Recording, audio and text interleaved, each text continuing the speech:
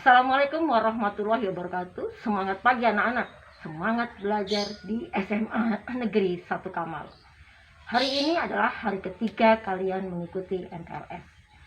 Dan hari ini kalian bertemu dengan saya untuk dua materi, yaitu etika dalam berkomunikasi dan wawasan literasi. Sebelum saya menyampaikan dua materi ini, perkenalkan, saya Sri Rukiati Ningsih, biasa dipanggil dengan nama Ibu Yayu, dan saya mengampu mata pelajaran Bahasa Indonesia di kelas 12. Anak-anak, pada materi yang pertama, yaitu etika berkomunikasi, saya akan fokuskan pada komunikasi di media atau melalui media sosial. Mengapa? Karena saya melihat banyak hambatan komunikasi yang terjadi di sana. Misalkan banyak guru yang tersinggung dengan kalimat yang dibuat oleh siswa. Nah, oleh karena itu, melalui video ini, melalui pertemuan ini, Ibu berharap bahwa hambatan komunikasi itu akan terurai. Selamat menyimak, selamat mendengarkan. Anak-anak, ada 3 hal yang akan saya sampaikan mengenai etika berkomunikasi dalam media sosial. Yang pertama adalah pengertian jenis komunikasi dalam media sosial dan etika berkomunikasi. Pada bagian yang pertama ini akan saya jelaskan 3 kata kunci yang ada di dalam judul ini, yaitu etika, komunikasi, dan media sosial. Mari perhatikan. Apa yang dimaksud dengan etika? Etika berasal dari bahasa Latin, yaitu ethicus, yang bermakna kebiasaan. Etika adalah sebuah ilmu yang membahas tingkah laku atau perbuatan manusia yang dinilai baik atau tidak. Etika juga disebut sebagai ilmu normatif. Apa yang dimaksud dengan komunikasi? Komunikasi ini berarti pengiriman atau penerimaan pesan. Komunikasi merupakan keterampilan yang sangat penting dalam hidup manusia karena di dalamnya terjadi interaksi antar manusia. Oleh karena itu, diperlukan norma atau aturan agar tujuan tercapai. Lalu bagaimana dengan media sosial? Apa itu? Media sosial adalah sarana yang digunakan oleh seseorang untuk berinteraksi dengan orang lain dalam suatu jaringan virtual, atau kalian mengenalnya dengan istilah jaringan internet. Seperti apa itu? WA. Apalagi? Iya, pinter FB. Apalagi? Iya, IG. Apalagi? Line dan Twitter. Apakah hanya ini? Tidak, masih banyak lagi, dan saya yakin kalian lebih kaya pengetahuannya tentang media sosial ini. Nah, sekarang saya lanjutkan dengan jenis-jenis komunikasi dalam media sosial. Ada 2 macam komunikasi dalam media sosial. Yang pertama adalah sinkronis dan yang kedua asinkronis. Pembagian jenis ini berdasarkan waktunya. Dikatakan sinkronis kalau dalam satu masa. Oleh karena itu dikatakan sebagai komunikasi langsung antara seseorang dengan pihak yang lain. Nah, seperti apa? Menggunakan handphone atau smartphone, atau menggunakan laptop atau komputer yang terhubung dengan jaringan internet. Sedangkan asinkronis adalah komunikasi yang dapat terhubung secara tidak langsung atau dengan waktu yang berbeda. Nah, Berikutnya saya akan beri contoh jenis komunikasi yang tergolong sinkronis dan asinkronis. Nah, ini adalah contoh komunikasi yang bersifat sinkronis. Nah, ini chatting atau chat atau bermakna obrolan seperti WA chat atau SMS. Ini tergolong sebagai jenis komunikasi sinkronis karena langsung dia begitu ada yang bertanya langsung dijawab. Lalu yang kedua adalah video call. Ya, yang ketiga adalah telepon. Nah, ini yang disebut dengan sinkronis. Lalu contoh alat atau jenis komunikasi yang sinkronis seperti apa? Ini, ya, ini yang sinkronis. Ya, email atau posel atau pos elektronik. Jadi kita kirim, mungkin dibacanya besok, lusa baru kita baca. Nah, itu namanya asinkronis. Atau yang kedua adalah voice note, pesan suara. Lalu yang ketiga adalah rekaman video. Nah, inilah contoh-contoh komunikasi secara asinkronis. Nah, bagaimana cara berkomunikasi yang baik dalam media sosial? Nah, etikanya seperti apa? Nah, ini ada beberapa hal yang harus kamu perhatikan ketika berkomunikasi dengan menggunakan media sosial ini agar kalian dikatakan memiliki etika yang baik. Yang pertama, kalian harus tahu siapa lawan bicaranya. Lalu yang kedua, kapan waktunya. Lalu yang ketiga, bagaimana redaksionalnya, bagaimana urutan-urutannya. Lalu yang terakhir adalah bagaimana bahasa yang harus kalian gunakan. Saya akan membahasnya satu persatu. Lawan bicara, kalian harus tahu dengan siapa kalian berbicara. Kalian berbicara dengan teman, dengan guru, atau dengan orang tua. Dengan mengetahui lawan bicara, kalian dapat mengatur sikap kalian.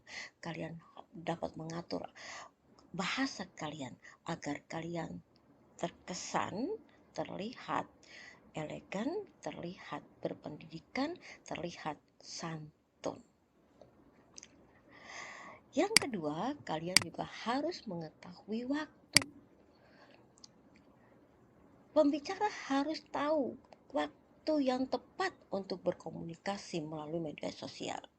Misalkan, pantaskah kamu mengirim pesan atau bertanya pada gurumu itu waktu pukul 00 misalnya, ya, ketika gurumu sedang istirahat malam atau ketika gurumu sedang beristirahat siang.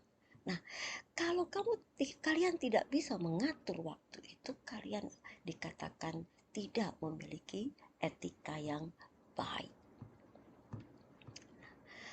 Lalu yang ketiga adalah kalian harus mengetahui aturan-aturan atau urutan-urutan pembicaraannya. Nah, sebelum saya membahas itu, perhatikan contoh ini. Aslam, Bu, aku mau minta tanda tangan. Ini bagaimana? Ya, ketika disampaikan, dikirimkan melalui media sosial, guru akan berpikir, ini siapa? Aslam ini apa? Tanda tangan untuk apa? Mengapa orang bertanya seperti itu? Karena redaksionalnya tidak jelas. Nah, ketika redaksionalnya tidak jelas, kalian akan dinilai tidak beretika atau etika kalian kurang baik. Nah, bagaimana redaksionalnya? Bagaimana urutan-urutannya? Yang pertama, ucapkan salam. Lalu yang kedua, perkenalkan diri kalian. Siapa kalian? Lalu yang ketiga, sampaikan maksud kalian apa. Yang keempat, ucapkan terima kasih. Kembali, ucapkan salam penutup. Nah, contohnya ini. Assalamualaikum warahmatullahi wabarakatuh, Bu. Kenalkan diri kamu. Saya Wahyu dari 12 IPS 1.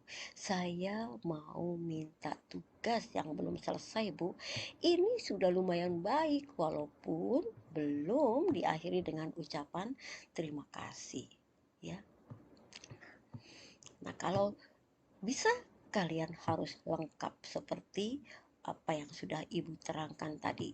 Mulai dengan ucapkan salam, perkenalkan diri kalian, sampaikan maksud kalian, jangan lupa mengucapkan terima kasih, dan tutup percakapan kalian dengan salam penutup.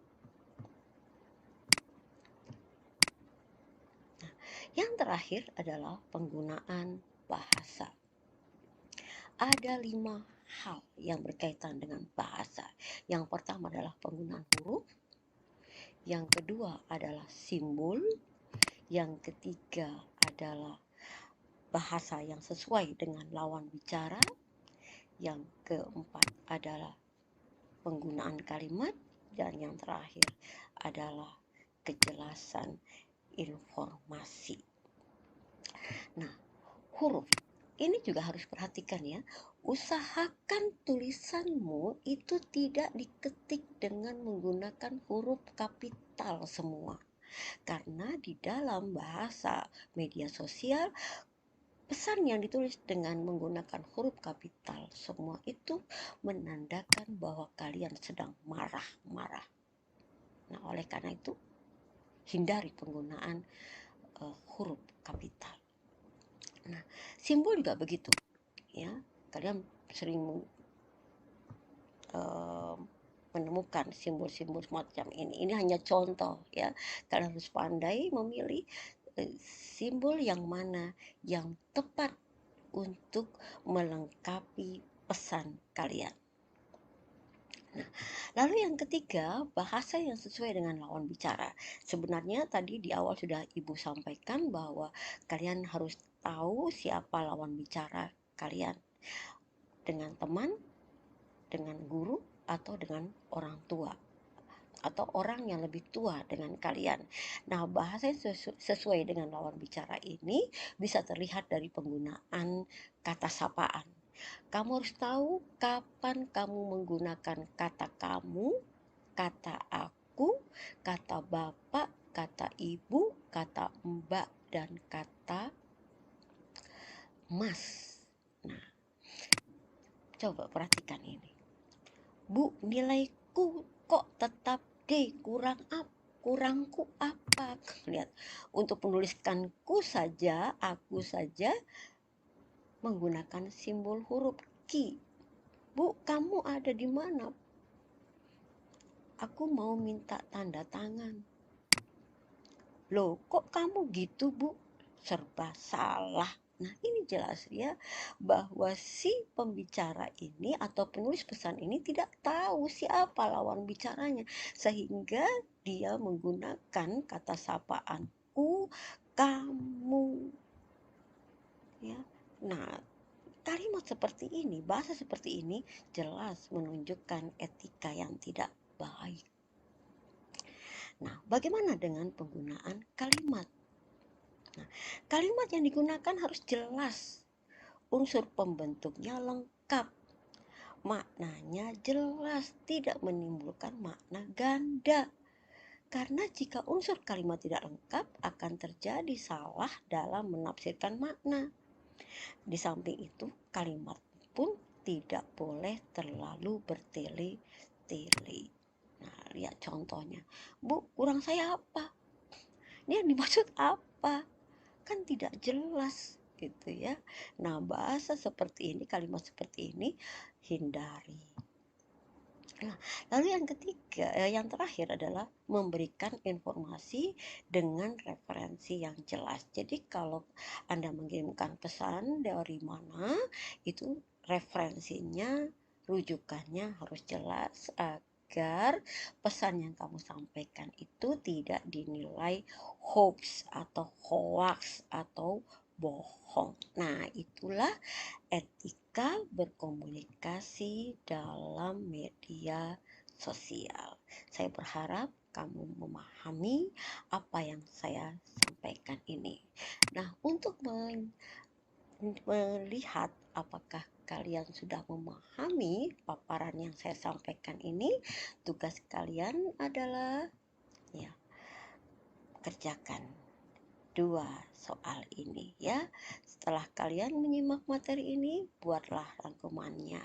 Kemudian coba kalian perbaiki kalimat yang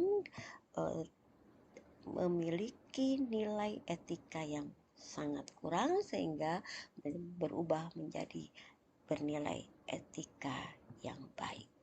Anak-anak, Ibu akhiri pertemuan ini. Semoga materi ini dapat kalian pahami. Kita berjumpa lagi pada materi lainnya. Wassalamualaikum warahmatullahi wabarakatuh.